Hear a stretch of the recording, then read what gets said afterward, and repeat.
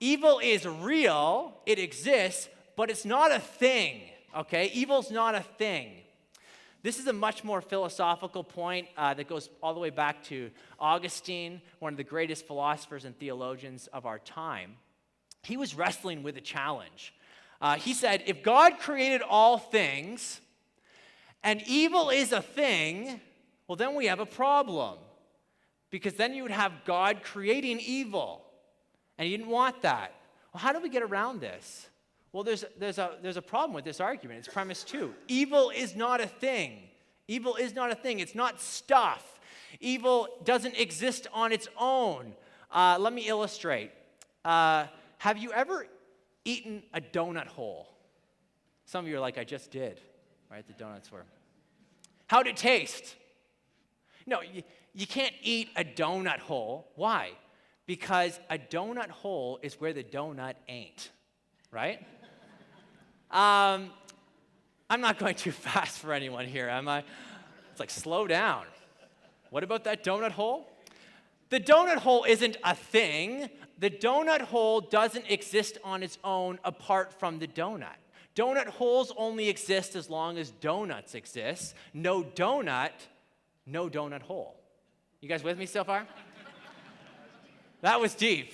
We've gotten really into some philosophical waters here. Deep stuff. Okay, maybe that was too fast for you. Here's some other illustrations. Evil's like rust in a car. You could take all the rust out of a car, you'll have a better car. You take all the car out of the rust, what do you got? Like a stain on the driveway or something. Likewise, shadow doesn't exist without light. Rot in a tree doesn't exist without the tree. Moth holes in your favorite sweater don't exist without your sweater. I mean, what do you call a sweater completely eaten by moths? A hanger. It's a joke.